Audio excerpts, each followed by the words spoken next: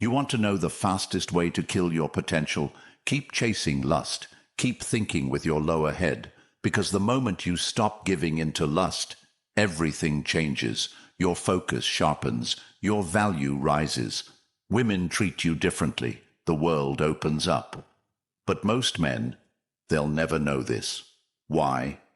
Because they're addicted to weakness, to cheap dopamine, to the illusion of power. You watching this right now, yes you, this video could be the line in the sand. The moment your life splits in two, before and after. Comment, I choose power, if you're ready to watch this video till the end. This isn't for the faint-hearted. This is for men who are tired of being ruled by urges, for men who are sick of being slaves to their impulses. This is for men ready to reclaim their throne, not in fantasy, but in real life. Lust is not pleasure. Lust is weakness. Lust is the leash that keeps powerful men crawling. But when you cut that leash, when you rise above lust, you don't become less of a man. You become the kind of man the world can't ignore. Today I'm going to show you what happens when you walk away from lust, what you gain, who you become, and why the world begins to bend in your favor when you finally say, no more. Number 1. You become dangerous in the best way. You've been told your whole life that strength is about muscle, that being a man is about how loud you speak, how many numbers you can brag about, or how hard you can hit. But I'm here to tell you, none of that makes you dangerous if you're still a prisoner to lust, because the man who hasn't mastered his own hunger will always be controlled by the world. And in every room he walks into, no matter how loud his voice is, you can feel it. The low vibration of weakness, that subtle energy of lack that leaks out of his eyes when he scans the room looking for validation, when he smiles too quickly at a stranger just because she smiled first, when he laughs at things he doesn't find funny because he wants to be liked, when he follows beauty like a moth to the flame, hoping she'll see him, respect him, choose him, never realizing that what he's chasing was never meant to be pursued but attracted by gravity, the kind of gravity that only comes from a man who has centered himself so deeply that he becomes his own orbit. And if you've ever seen this kind of man, you know what I'm talking about, because when he walks into a room, he doesn't need to announce himself. His presence alone speaks louder than 1,000 voices, not because of how he looks, but because of how he doesn't look. He's not scanning for attention. He's commanding it through focus, restraint, posture, and a kind of inner vibration that speaks to every cell in the body of whoever's watching, and they don't even understand what's happening. They just feel it, that this man is rare, and something about him makes the world shift slightly, like nature knows he's there. And this is the kind of power that's born not from control over others, but control over oneself, because the man who has said no to the easiest pleasures becomes the man who can say yes to the hardest paths, and in this world full of cheap temptations, that kind of man is like a sword forged through fire, sharp, still, and almost too powerful to look at directly. And when you stop giving in to lust, not just once or twice, but as a discipline, as a lifelong commitment to staying rooted in something higher than the next urge, you begin to emit a different frequency, one that vibrates above desire, one that calls out to reality itself and says, I'm ready for more. And reality listens, not because you begged it to, but because you finally stopped begging altogether. And when you rise above that neediness, the world begins to unfold in front of you differently. The right people show up, the noise dies down, the chaos outside can't reach you because you've quieted the chaos within. And in that stillness, you start to notice things most men are blind to. The shift in a person's voice when they lie, the hesitation in someone's eyes when they doubt themselves, the shallow roots behind someone's anger, and you become precise, not just in movement, but in thought, in speech, in intention. And this precision, this clarity, is rare. And what is rare is respected. and what is respected is followed, and this is why women lean closer when you speak, not because you flatter them, but because they can sense you're not controlled by them, and more importantly, not even by yourself anymore. You've transcended the lower self, the animal mind, and now operate on something far more powerful: vision, values, virtue. And there's a beauty in that, not just to others, but to you. Because every day you wake up knowing exactly who you are and exactly who you're not. And the inner conflict that once tore you in 5 different directions no longer exists. Because the man you used to be, the one who was always torn between what he wants now and what he wants most, is dead, and in his place is a warrior. Not in the way movies show it, with swords and battle cries, but in the way that really matters, in how you choose your words carefully, how you hold yourself with calm certainty, how you stay unshaken when people push your buttons because you have no buttons left to push.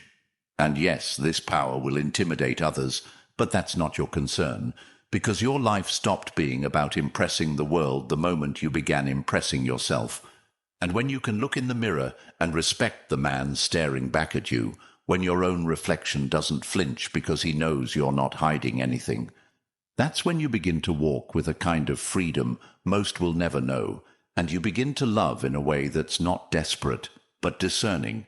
You don't fall into relationships, you select them, because you're not looking for someone to complete you, but someone to build with, someone who's earned access to your energy, someone who understands that your time is your kingdom and you do not give it to the unworthy. And this changes how you see the world. It goes from being something you chase to something you shape, from being a playground of distractions to a proving ground of purpose. And every interaction becomes intentional, every friendship a filter, every decision a test of your alignment. And when you live like this, you stop needing praise because purpose becomes your reward. And if you've ever been addicted to lust, you know it always promises fulfillment and delivers emptiness. It offers pleasure and leaves you numb. But what you may not have realized until now is that lust isn't just an urge. It's an invitation, a test to see if you're ready to live above the animal instinct, to see if you can hold the fire without getting burned, to see if you can be surrounded by temptation and still be untouched. And those who pass this test, they unlock something spiritual, something divine, something that cannot be bought or taught or forced. It's revealed layer by layer as you walk the path few are willing to take. And the further you go, the lighter you feel, because every chain you once wore, shame, guilt, doubt, falls off one by one, and in their place grows a new armor, not to protect you from pain, but to remind you that pain was your teacher, that weakness was your forge, that every battle you fought with yourself was not in vain, because the man you are now is living proof that transformation is real, that evolution isn't a myth, that redemption is available to anyone who's willing to pay the price of discipline. And if you're hearing this and your soul is trembling, if part of you is waking up and saying, "This is who I want to be," then don't ignore that voice. Listen to it, nurture it, let it roar, because the world has enough followers, enough reactors, enough boys in grown men's bodies pretending they've got it all together. What the world needs, what your family, your future, your purpose needs, is you, fully alive, fully engaged, fully committed to living on the highest possible frequency. And that frequency can't be reached through lust. It's blocked by it. And the moment you say, "I'm done letting this own me," you begin to rise. And your rise is what scares the system. Because a man who can't be controlled by pleasure is a man who can't be controlled at all. And that, my brother, is the beginning of true freedom. Number 2, you regain your vision and your mission.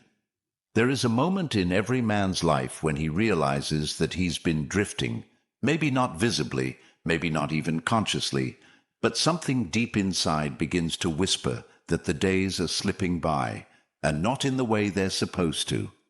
It's the slow erosion of clarity, the decay of direction, and the growing suspicion that he's meant for something far greater than what he's currently experiencing, and that feeling, that itch in your spirit, intensifies every time you close that tab, every time you wipe off shame, every time you feel your energy drop and your confidence shrink from indulging in temporary pleasure that leaves you emptier than before, because lust doesn't just steal your discipline, it poisons your compass, distorts your values, and fogs up the lens through which you're supposed to see the world.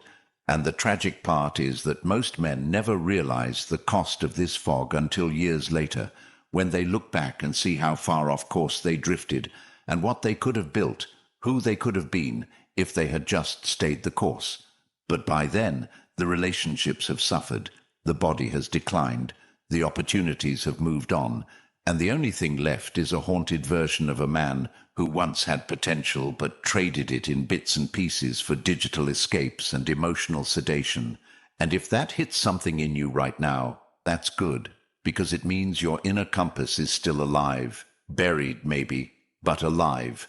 And you need to know that this mission you've been ignoring, this call to build, to lead, to master, to rise, is not just a motivational quote or a fleeting ambition. It's the actual foundation of your identity as a man, and the longer you ignore it, the more chaos you invite, not just into your career, but into your relationships, your sense of self, and even your spiritual connection to life itself. Because when you live without vision, you live reactively, and when you live reactively, you're not creating your world, you're surviving someone else's. And the truth that many refuse to accept is this: your inability to resist lust is directly proportional to your inability to stay locked in on your mission. And that's not just a poetic idea, it's a neurological and spiritual fact. You can't channel energy into two contradictory directions at the same time and expect to win. So when you stop allowing lust to hijack your thoughts, your biology, your imagination, something incredible begins to happen. You reclaim bandwidth, you reclaim time, but most importantly, you reclaim your hunger. And I'm not talking about the hunger that leads to mindless grind culture. I'm talking about the hunger that keeps you up at night thinking about the legacy you want to leave. The hunger that makes you sweat in the gym, not for aesthetics, but because your body is the temple of your mission. The hunger that makes you read, study, write, and strategize like your life depends on it. Because in many ways it does. And this hunger has always been inside you, but lust numbs it, makes you forget what it's like to wake up with a clear goal, to track your progress, to feel the fire of improvement. And one of the most tragic lies we're sold is that peace comes from comfort, when in reality, peace comes from clarity, from knowing what you're here to do and walking in that direction with zero compromise. And when you eliminate lust, not just once, but as a principle of life, you remove one of the biggest distractions from that path, and you'll start to notice changes, not just in how you think, but in how time begins to bend for you. Because when you're aligned with your mission, time no longer feels like a burden, it feels like a tool, and every hour becomes meaningful, every decision intentional, and you begin to separate yourself from the masses in a way that is undeniable, because most men live in cycles: work, distract, repeat. But men with vision create momentum, and this momentum begins with one decision: to no longer give your energy to things that don't multiply your power. And I want you to imagine something right now. What would your life look like if for the next 90 days you channeled every ounce of the energy you've been wasting into building something real, something you can point to and say, "I did that"? And don't tell me you don't know where to start, because deep down, every man has a blueprint etched into his soul, a unique calling that requires silence, reflection, and action to decode. And that calling doesn't come from noise, it comes from inner alignment. And lust is one of the loudest noises in existence. So when you remove it, you begin to hear things you haven't heard in years. Your intuition sharpens, your creativity flows, your dreams return, and you start making moves that don't make sense. to the average man, but feel absolutely right to you, and people will notice. They'll ask what changed. They'll try to replicate it without understanding that what you did wasn't a life hack. It was a life exchange. You traded temporary pleasure for eternal direction, and no one can teach this to you. You have to live it, breathe it, bleed for it, and in doing so, you become the kind of man whose presence inspires others to question their own patterns, whose example challenges people to level up. And when you operate on this level, your circle changes. Because weak men can't stand the heat of a man on a mission, and you'll find that the conversations you have evolve from gossip to growth. Your schedule shifts from distraction to domination, and your energy field starts to repel nonsense automatically, not out of arrogance, but out of alignment, because the man who has tasted vision can never again be satisfied with comfort. And if you've ever wondered why life has felt dry, aimless, or numb, it's because your mission has been buried under layers of distraction, and the deepest part of you is starving for a sense of direction. And I don't care if you're 18 or 58, it's not too late. But you must begin now, because time doesn't wait for clarity, and the world won't pause for your awakening. And the more you wait, the harder the climb. So decide today to remove the fog, to reclaim your vision, to lock into the path that demands everything from you and gives you back more than you can imagine. Because when your days are spent in service of something bigger than your urges, your soul rests easier, your nights are quieter, and your future becomes brighter. Not because it's guaranteed, but because you're finally in the driver's seat. And if this resonates with you, don't just listen, act. Because men who delay vision for pleasure always pay twice. First with their time, then with their regret. And you, my brother, you were not built for regret. You were built to lead, to create, to rise, and now is the time to prove it. Number 3. Women treat you differently. Every man has experienced it at least once. The way a woman looks at you when you are no longer seeking, no longer orbiting around her approval, no longer broadcasting need through every gesture and word, but instead radiating something rarer, something most men have forgotten how to access: self-respect, internal congruence, clarity of presence. And it's in that moment, whether on a subway platform, a casual conversation at a cafe, or simply walking past her with zero expectation, that you feel it, that unspoken shift in energy, where she sees something in you that disrupts the usual script of male-female dynamics. Because while other men lean in, you lean back. While others chase, you choose. And this reversal of roles doesn't happen because you've manipulated her perception or learned some social trick. It happens because you have elevated your own vibration to a level where her attention is no longer a reward, but a response. And that difference changes everything. Because when you stop treating women as validation and start treating them as equals, who must earn your energy just like you earn theirs, your entire reality begins to reorganize itself, not just socially, but psychologically, spiritually, and physically. And if you've never lived from that place, you might not believe it's possible, but ask yourself, when was the last time a woman looked at you like she couldn't figure you out? Not because you were pretending to be mysterious, but because you genuinely weren't trying to impress her, because you were already impressed by the direction of your own life. And if the answer is never or not recently, it's not because you're lacking in worth. It's because you're leaking your energy through need, through flattery, through constant attempts to prove you're good enough. And the bitter truth is that women have an intuition for this. They feel it instantly. And they lose respect for the man who walks in seeking her approval rather than carrying his own certainty, because nothing repels the feminine more than a man who treats her like a god and himself like a servant. And I don't mean that in a crude way. I mean that when you pedestalize, you devalue yourself. And what flows from that is not admiration but disappointment, not romance but resistance. Because women want to feel your groundedness more than they want to hear your compliments. And when you've built your life on discipline, on vision, on sovereignty, you start to speak differently, not with rehearsed lines or clever phrases, but with a tone that says, I know where I'm going. And when you say less, your presence speaks more. And this is the paradox that confuses men, that the less you try, the more magnetic you become, not because you're passive, but because you've mastered the art of directed detachment, where your intention is clear, your boundaries are solid, and your attention is earned, not given away, and the woman who stands before you begins to sense that she's not interacting with another boy hoping to get lucky, but with a man who has standards, depth, and most dangerously, options.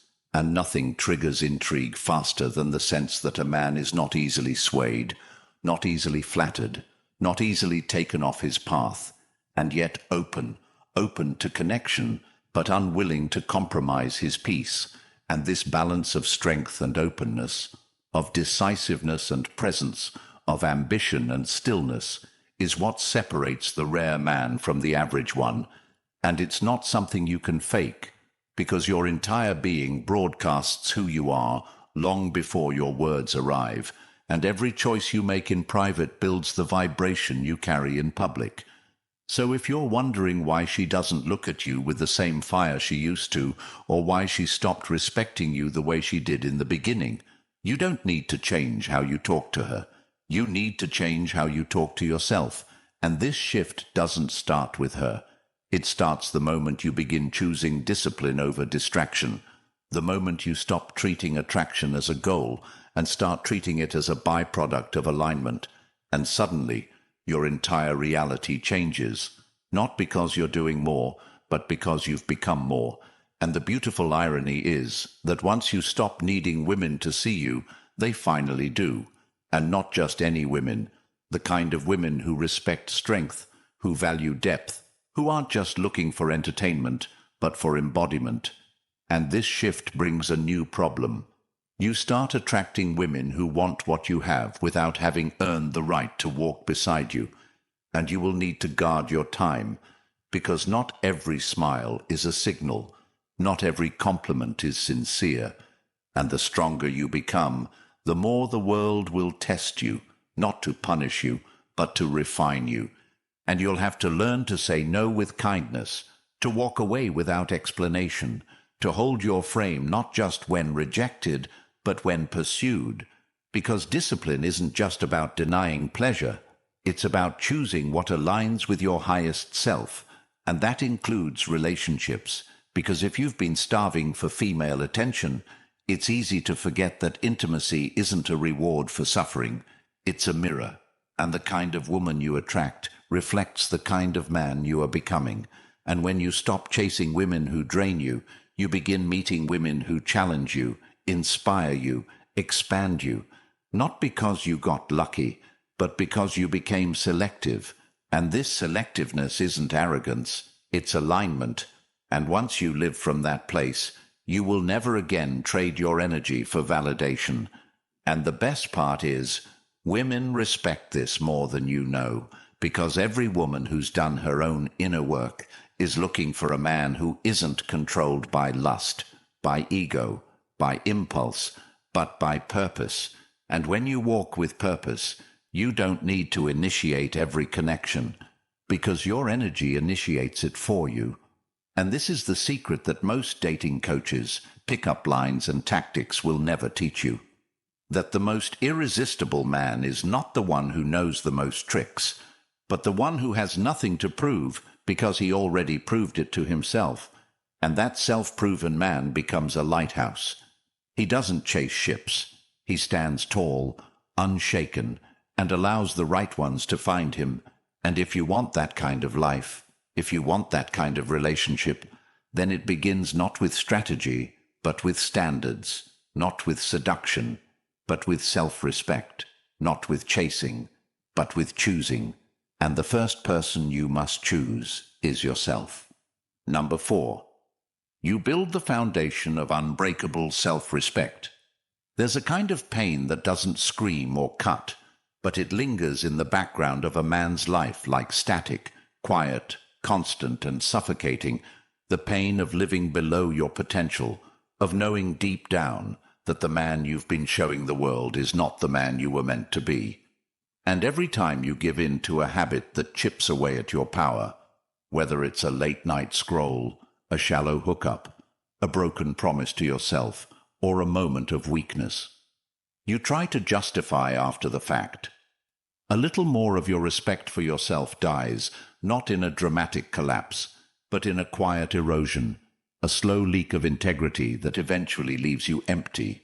And it's not always obvious until one day you wake up, look in the mirror, and realize you don't fully trust the man looking back at you, and that lack of trust, that gap between who you are and who you pretend to be, is the root of so many hidden problems.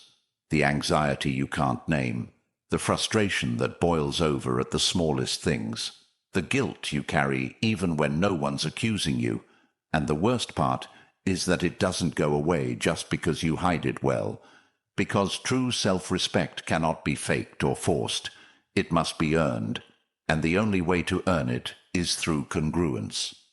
When what you say, what you believe, and what you do are all aligned with the man you claim to be, and the foundation of that alignment is built in your private moments, not in front of an audience, but when no one's watching, when it's just you, your thoughts, your temptations, and your choices. And in that sacred space, every decision matters more than you think, because every time you make the harder choice, the one that honors your values instead of your cravings, you lay another brick in the foundation of your character, and over time, those bricks add up, and they create a weight within you. Not a burden, but a gravity, a density that can be felt by everyone around you. Because when you respect yourself, your energy changes, your posture changes. The way you enter a room shifts from trying to prove to quietly commanding. And the irony is that when you reach that level, people will start asking how you did it, expecting you to reveal some tactic or routine. But the truth is far more personal and far more powerful. It was the decision to stop betraying yourself, to stop making exceptions for mediocrity, to stop selling out your future for fleeting comfort, and you start to realize that the man you admire most isn't a celebrity or influencer. It's the version of yourself that exists on the other side of consistent discipline. The man who says no not because it's trendy or performative, but because he's rooted in purpose. And when you meet that version of yourself, even in glimpses, something irreversible happens. You begin to demand more, not in an arrogant way, but in a way that refuses to settle, because now you've tasted what it feels like to live with dignity, and nothing tastes better than that. And people will call you intense, maybe even cold, because they're used to the watered-down version of masculinity that society promotes, one that's agreeable, compliant, easy to mold. But you weren't born to be moldable, you were born to be unshakable, and that starts with the standards you hold yourself to when no one else is checking, because your standards aren't for show, they are the scaffolding of your soul, and you begin to see that every little compromise you used to make, staying up late when you said you'd sleep, indulging in quick pleasure when you knew it would weaken you, letting emotions dictate your actions, wasn't small at all. It was a message you were sending to yourself that your word means nothing, and if your word means nothing to you, it will mean nothing to others, because you can't expect the world to respect a man who disrespects himself, and this is where the real transformation begins. Not with changing the world, but with changing the way you show up in it. And it doesn't require a total overhaul overnight. It begins with one decision, repeated relentlessly, to become the kind of man whose presence is earned, not assumed, whose voice carries weight not because of volume, but because of virtue. And in that journey, you will find that self-respect isn't something you arrive at. It's something you cultivate, nurture, protect, and renew daily through your habits, your honesty, your courage, and your refusal to live below the standard you know you're capable of. And as you build this foundation, brick by brick, you start to see the ripple effect it has on everything. your relationships become deeper, not because you're better at talking, but because you're better at listening, and people feel safe in your presence, not because you say the right things, but because they can. Sense you don't lie to yourself, and that creates trust, magnetism, impact, and over time you start to carry a quiet pride, not the kind that shows off, but the kind that stands firm when tested, that doesn't flinch when challenged, and doesn't collapse when life gets heavy, because you've built yourself on principles, not popularity, on discipline, not dopamine, on alignment, not applause. And that kind of self-respect changes the trajectory of your entire life, not because it guarantees success, but because it makes you the kind of man who cannot be destroyed by failure, and that more than anything is what will separate you from the average. Not the absence of struggle, but the presence of a foundation so unshakable that no matter what life throws at you, you bend, but you don't break. You feel, but you don't fold. You adapt, but you don't abandon yourself. And in the end, when people ask what it means to be a man, you won't point to words or titles or achievements. You'll point to your life and let the way you've lived speak for itself. I'm putting together the most powerful, step-by-step relationship guide for men that's ever been created. Built entirely on timeless Stoic principles, it will show you exactly how to reclaim your masculine power, transform the way you carry yourself, and become the man who commands respect, attraction, and peace in every area of life. This isn't feel-good fluff. This is a battle-tested blueprint for the man who's ready to rise, designed to sharpen your focus, elevate your standards, and teach you how to build relationships from a place of strength, clarity, and unshakable confidence. If you want me to send you the ebook the moment it drops, comment Blueprint below. Subscribe to the channel, share this message with the men who need it, and stay locked in. Because this movement isn't just about videos, it's about changing lives.